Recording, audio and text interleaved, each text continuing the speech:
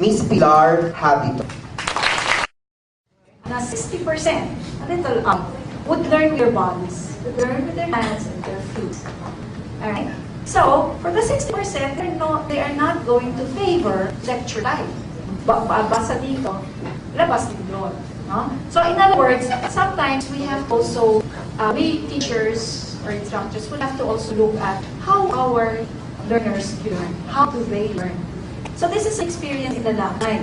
Normally, as students, you will not like passing the lakay during floods. Right? Pag may typhoon, kasi yun yung nasa-submerge sa tubig, sa Eldridge. But, knowing now that we have constituents who deal with poor people, yun yung scholarship namin.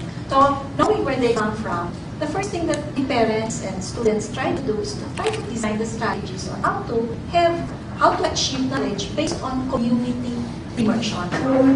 Okay? So, doon kami sa lalaki nagpunta, and what you will now see. Basically, ang mangyayari dito, need a problem-based learning. You would not believe it, parents can actually help you design the strategies kasi tagal sila. But when you include them in the design, you must be very clear, what is your purpose? So, we all agree that our purpose for doing the problem-based learning, which is one methodology out of the many, is to have better knowledge of the people living there and bakit laging may flood. Bakit hindi na-address yung problema? It's by problem-based. So, when we did so, ito yung 4 tasks that we all shared, teachers, students, principals, and the parents. We came up with 4 tasks: planning, instructing, managing, and leading change. So it's a culture where we vow, okay, something will change when we plan, and then we reach out to the community. So, nabasan niya, ito na. This is preparing the community. Sino kasama namin dito? As young as 3rd grade, grade 2.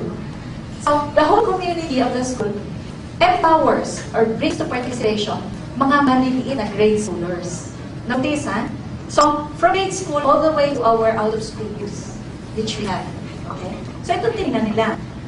The plan is to discover together with the community people what's wrong with climate change. That was the topic, climate change. Pero nung pinuntahan namin yung lugar, it was about the water supply, dami lumabas na problema. We discussed the problem, both inside the community and then outside in the school and with the parents. So when we discussed it, it was a form of a dialogue among institutions. The dialogue meant the school opening up to the family for a family learning, and family opening up to a neighborhood called the lakay. So isinama na namin dito sa dialogue yung ahensya ng gobyerno. Pumasok ang DPWH, yung usapan na, ito yung drainage system. Siyempre, DPWH. Okay. Pumasok ang PENRO, DENR. Okay? Ang tinitingnan nila, ay mga residente kasi, they throw a lot of garbage and all that. Next one, pumasok ngayon, doon sa mga bata, sa mga estudyante, mga parents, ano ngayon ang solusyon? So, the problem was identified by the students and the parents and the residents, and then we transform that into projects. Maybe what is significant here is children are looking only at the topic called subjects. We go beyond that to look at ano ba ang problema sa social processes of thinking. Okay? Kung hindi nila iniisip na ito ay dapat systemic, ibig sabihin, huwag mo i-fragment ang DSWD, PWA, and all that. Iisa lang yan. It's a common problem, common purpose, ano ang solution? So the solution was not just about waste management in different areas, but have discussion, mag-dialogue. What we're saying is, children like you know basically what's happening, but we're not given the right to participate in policy making. Tama? So, lumalim ngayon yung pananaw na, teka, pwede pala kami as children to participate in policy making. So, notice that, from a school-based to the learning of the family, to the learning of the neighborhood, this whole neighborhood can actually demand transparency, accountability, all governance from the government. Unfortunately, hindi yan nangyayari. Okay, so that is very critical when you look at social studies. Social studies is something na hindi siya based on subject. It is really what makes the learner begin rethinking about what really are the factors or the kind of environment that fosters learning. You can have a community that learns.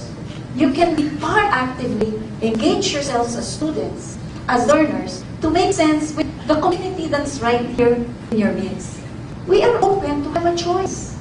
But the problem is, we do not know how to decide, how to choose, because we have not been given choices. Very basic eh. Choosing, deciding, it depends on your concern. It depends on your understanding. Then you are monitored and assessed by performance ngayon, a performance-based assessment. Ang problema is, ano naiintindihan nyo about your community? You just see the complexity of life itself. You know, you do not put life into subject. We're not created by God to be subject-based, but to be creative in the whole of life. And communities function is education. Eh, bakit ba dito yung community? So your professors then, mga retired, should hear from your teachers. The problem is, most institutions now will be restructured. The governance, there is a mandate from government, all national government agencies, restructure your governance. The last to change your big institution. Our purpose here is to share a vision, but share the process of growth. Kasi ito goes with your power. Don't you like power, guys? Huh? Do you like power or you're afraid of power? Because of the responsibility. So now you can actually teach this institution called the PLD. You will teach them. Right now, community-driven development will be your new careers. It will open up, especially for DELCOM. The business will like having you create your own enterprise. So, kailangan ngayon partnerships. No one institution can do it. No one individual can do it. But the community can learn how to create a wealth that is needed 20, 30 years from now. Hindi kayo anak nito. Diba? So, it's long-term, then you can start somewhere. So, yan yung general. Why don't you focus on the community? And let's all learn there. Bakit? Yung mga nakatira sa Umari, kayo yung kino-hold up ni Rere. You know, cellphone pala, pili-interest na kayo. What milyonaryo na kayo? Eh, di ba? That's the issue there. We are subdivision residents, but unfortunately, we are no longer as private because of what has happened. In, out, was yung drove dito. But our concern is, if you live there, you must be concerned. You must be the citizen that must act on the problem. Pero may asset naman tayo sa institution, so you can partner with many institutions and make it possible that you create a better future. Or what we call growing healthy learning communities. Okay? Healthy. Health, environment, agriculture, livelihood, tourism, home management, youth leadership. Healthy. Why not? Those are the policy issues. Get, as very young, get your internship in EA, you know. Talagang alam nyo na yung career path niyo because you have an internship or a field study na related na sa thesis nyo. But, you know, sayang eh. Okay. So, well, I took in all the complexities of the learning communities and to say, we must start somewhere and start it now. Otherwise, you will still be the way you are 20, 30 years from now. Same problems being attacked, same solutions being given, and same conversations for your children may be already off beat with what you are going through in this present generation. So it's straight back to the family. Take care of your families. That's where development and management takes place. So yun. This was supported by a retired dean from CAS, Dr. Payawa. He is a very much a scientist. Pero what we did is to base it in different methodologies. So we have come up with some materials. Ito yung basis ng scientific way of doing learning. So we have this. Kasi manipulated. So nandito condensed. No? Very short. Tapos we have if you want to memorize, put it here, tactile. So these are the kind of learners. You want now contra activity package or activity kinesthetic, ito siya. So, again, neuro-based, mind, ang nag-lead dito. You want to see it here, okay? And then if you want to listen, it's here. Okay? But we bring you to the communities.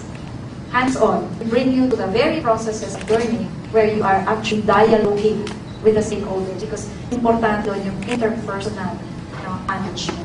In other words, you look at the needs of the community and then you start looking at the learning holistically, systematically, with agencies. So right now, our partners would be DSWD for their crises and the 4Ps, na? Kasi yung buong community na iyong in-educate for change. So yun lang po. Maraming pong salamat.